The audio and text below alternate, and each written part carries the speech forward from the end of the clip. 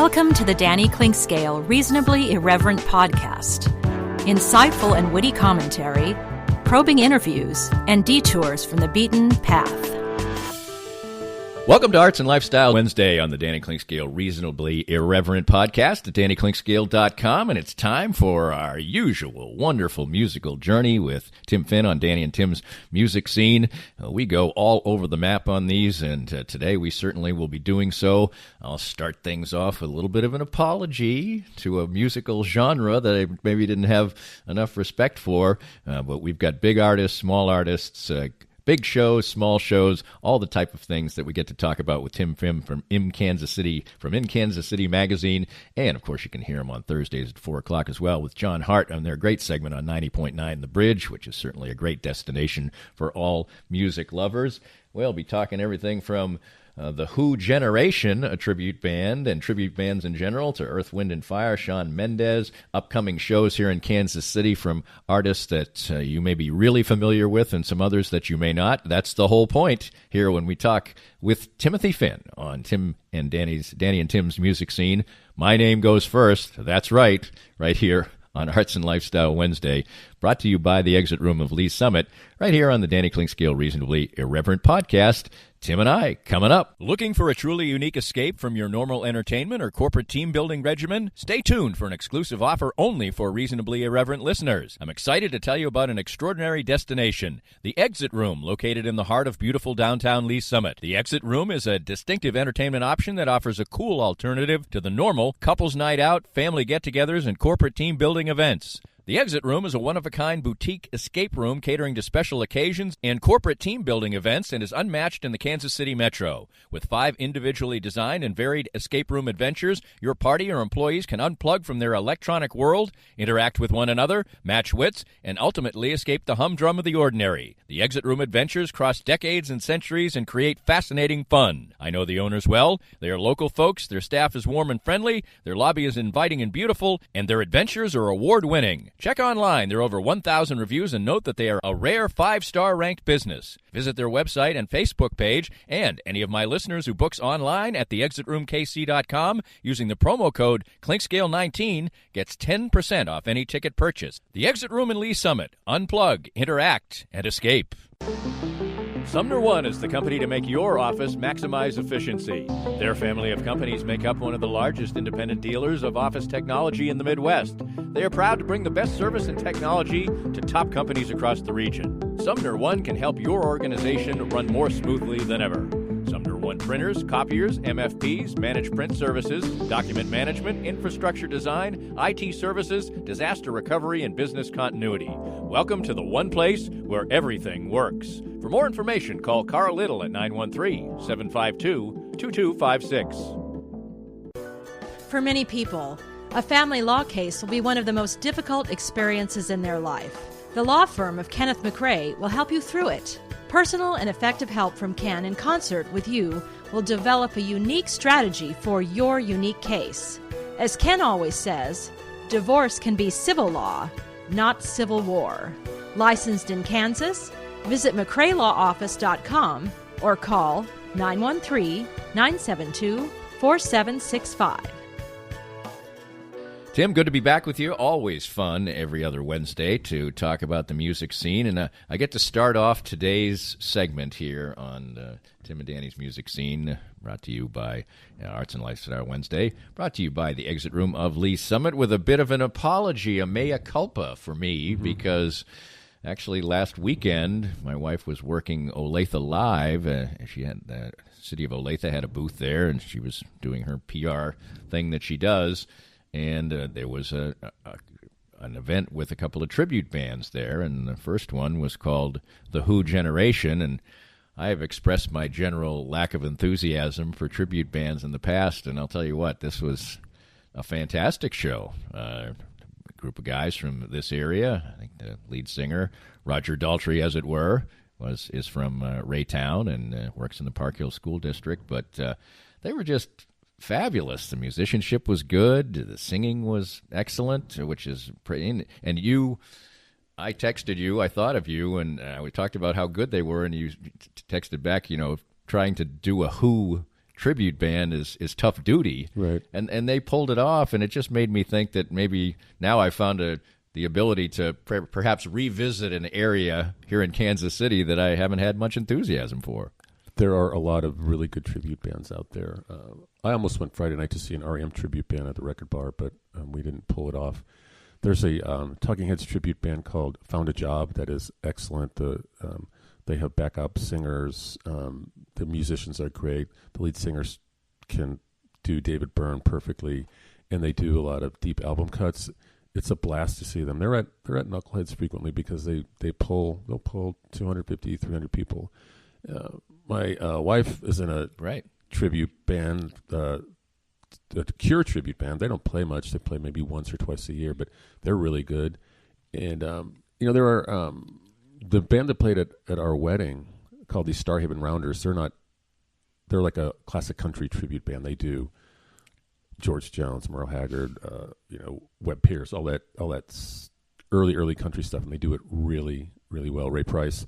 So, and Knuckleheads is a good calendar to look at if you want to see, because Frank books probably 2 at least a month, maybe more, because they pull people, and people want to go hear music they like and hear it done the way they remember it. And I've got no problem with it, because it takes, if you're going to do a band, you've got to do it well. So it takes a lot of talent, and a lot of preparation, a lot of rehearsal, and you really got to study the music. And to pull it off, you better be good, especially if you're doing bands like The Who. Right.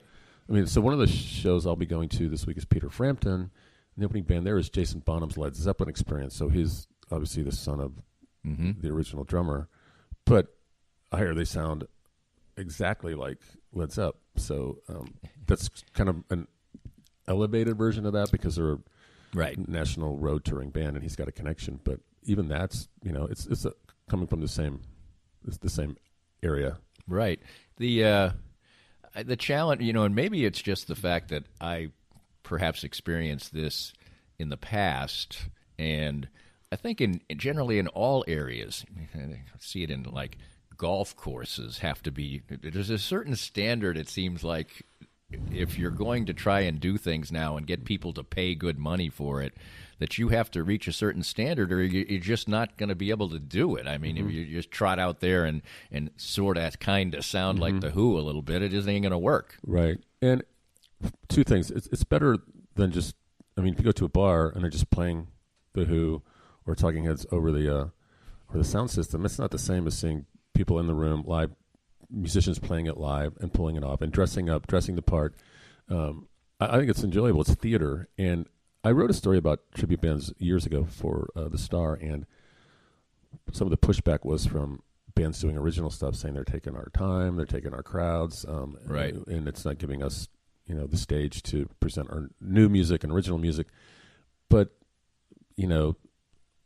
I think, get your music heard somehow and get it popular to the point where people are going to want to come and see you, not wonder if they're going to like it. A lot of bands will start off playing almost all covers and then mix in a few of their own and see how it goes and develop a following like that. And that's sort of a organic way to do it. But you can kind of understand their thought process, that they're being more genuine or whatever. Well, I think it was also the fact that most of these tribute bands are taking up Friday and Saturday nights, which are the big nights, which makes sense. My stepson's got a friend who's in a they're ninth graders going into 10th grade, but that they do 75% covers, and they cover everything. Like they cover Allman Brothers Whipping Post. They cover nice. And for as young as they are, it's really kind of amazing to watch them pull it off. But then they throw in some originals. They're writing more, so the originals are becoming a bigger part of their set list. But that's a way to get your songs heard, is to toss them in with songs everybody already knows. Right. And that is a good test as well for a band, because people aren't really there to see that, and then they'll say after 4 or 5 covers, and if they're good, they will have been good covers, and they'll say, well, we're going to try to play something of our own right now. Right. And then there's a natural skepticism, I think. So if you do that and people are engaged and like the tune, then it's probably got some chops. Right. And it's a way for them to remember it. It's so hard to get, it's not hard to get your music out there, but it's really hard to get people's attention to focus on it, to get it heard.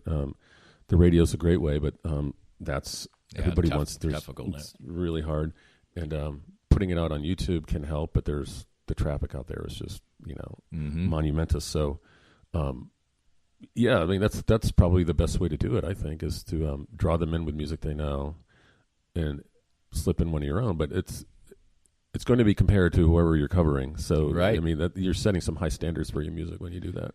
Well, it's kind of a good way to shift over to one of the concerts you've reviewed since we last talked in Kansas City Magazine, where you can see Tim's work, and great publication, great online product as well. And Tim covers contemporary music for that particular magazine.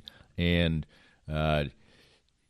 Shawn Mendes is one of the shows that you saw, and he got his music out in 6-second snippets. Vine doesn't exist anymore. I don't know what happened with that. Maybe you can explain that. But, you really have to catch somebody's ear if you're going to do a 6-second video. And this Canadian pop artist, who obviously has a lot of things going for him, including sex appeal and good looks, filled up Sprint Center. Yeah, so he got started. He was doing He was doing covers, basically.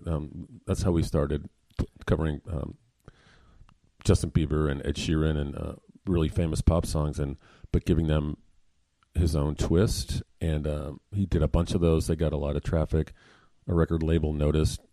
He put up some originals on YouTube, I think, and then he just, he had so many followers going in that it was kind of an easy sell for them. And he's been, selling out arenas almost from the get-go. And he was opening, I think he opened for Taylor Swift or somebody like that, somebody huge, another break. So, yeah, this is the first time I'd seen him. I saw him on Saturday Night Live earlier this year, and I was not super impressed, but thought it was okay.